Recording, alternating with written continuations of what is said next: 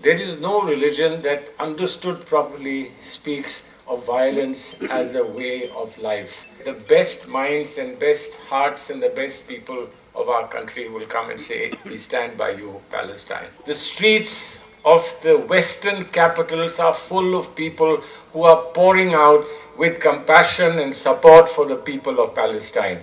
There have to be a neighborhood existence of the people of Palestine and the people of Israel. And there are people, fortunately, today in Israel who support this. तो इधर उधर की ना बात कर, ये बता के काफले क्यों लुटे, हमें रहज़नों से गरज नहीं, तेरी रहबरी का सवाल है. I want to just briefly say something on behalf of all of us here, and I hope I share everyone's sentiments as we gather here. For us, Palestine is not an issue of religion alone. And I don't think the Palestinians have ever seen themselves as fighting for a religion. Religion is part of our lives, and whatever we do, wherever we do, no matter which religion we follow, Islam, Hinduism, Judaism, Christianity, Sikhism, whatever we do has a touch of religion somewhere, because religion is part of our identity, and religion is what makes us feel truly and fully human. And it is our great fortune that every religion that we are familiar with in our country, certainly, and for the rest of the world as well, there is no religion that understood properly speaks of violence as a way of life. It speaks of camaraderie, they speak of humanity, they speak of love and compassion, they speak of reaching out to human beings who are helpless, they speak of nurturing children, they speak of protecting the dignity of women, they speak of giving everybody an opportunity in life. Every religion has this, and this for us as a plural society in India is a matter of great pride. But we have, from the time of our independence, we've had special feelings for the people of Palestine, and I have good reason to endorse that and to underscore that we have a special feeling of Palestine, as we did for a large number of people in Africa and Asia who were seeking freedom and self-expression. And we stood by them, and it was Mahatma Gandhi who said to us that we will not be complete in our freedom till we have been able to secure freedom for all humanity. And that is the spirit in which we reached out to Palestine.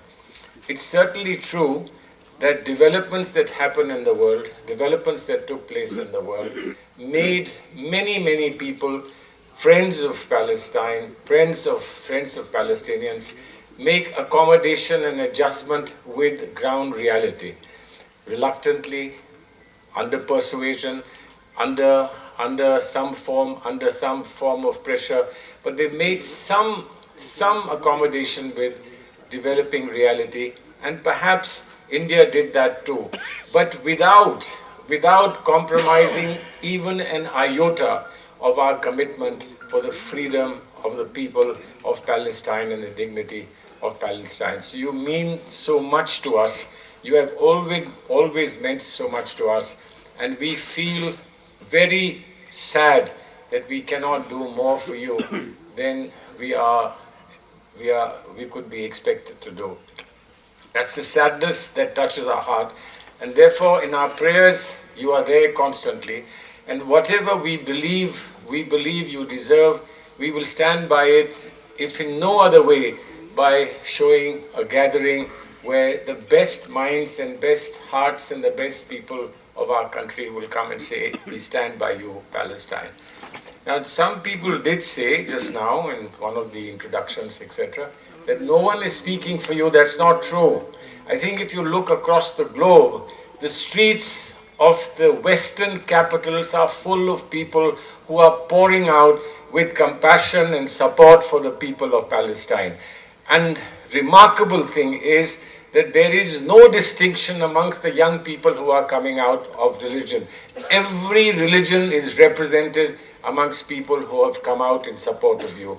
And if we haven't come out in support of you to the same extent, have come out in small gatherings, in small meetings, in small confabulations, it is because we have been in the last few years preoccupied with many issues of our own, many issues that we are trying to resolve, but we feel sometimes they become too large for us, and therefore maybe our people often think, let's do something to bring light in our midst before we talk of taking light somewhere else.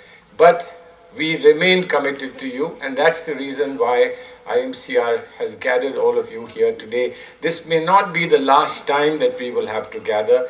This may not be enough and adequate for support in terms of the voice that carries across the borders of the world to be able to emphasize that we stand by you in your moment of tragedy, in your moment of pain, in your moment of loss.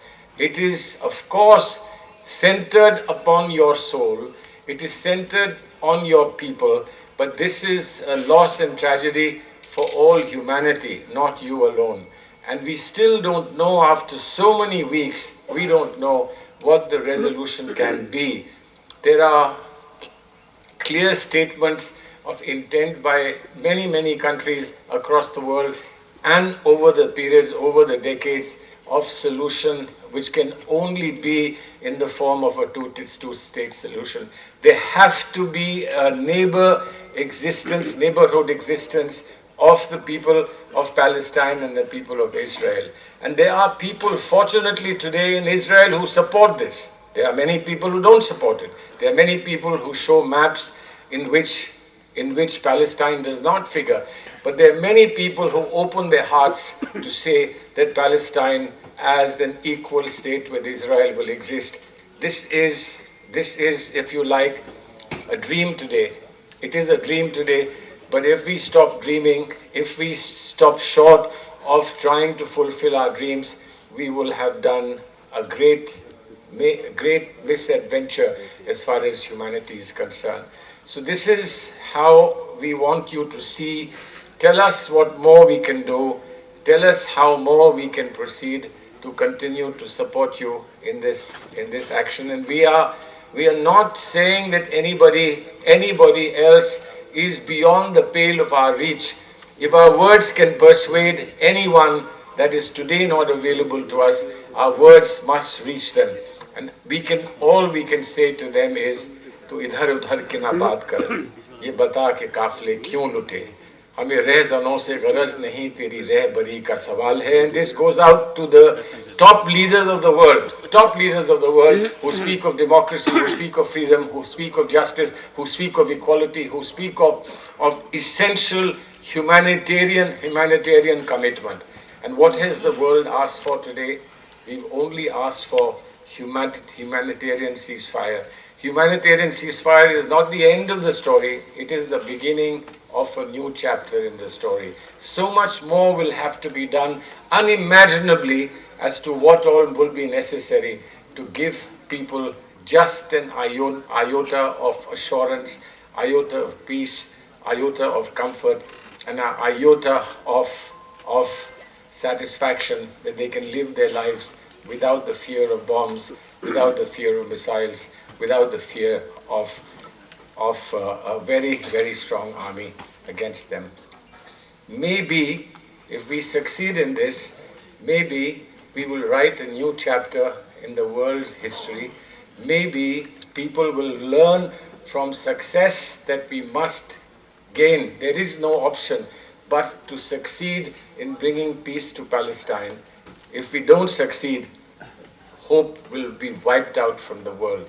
So let us today, all of us, pray and hope that we will succeed, that we are determined to succeed. हम लोग सब अहद करें कि इसमें हम कामयाब होंगे.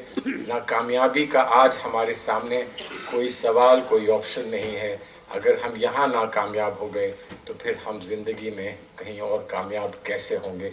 ना हम आँख मूंद लें, ना हम आँख बंद करें, ना चेहरा मोड़ लें, क्योंकि ये लड़ाई आपकी नहीं है, ये तकलीफ़ आपकी नहीं है, ये तकलीफ़ हम सब की है। इन्हीं अल्फाज के साथ मैं आप सबका शुक्रगुजार हूँ। आप लोग यहाँ आए, मौजूद हुए और आपने फ़िलिस्तीन को ताउन अपना दिया है, और यकीनन फ़िलिस्तीन को ताउन देना ह्यूमैनिटी को, इंसानियत को ताउन देना है। बहुत बहुत शुक्रिया।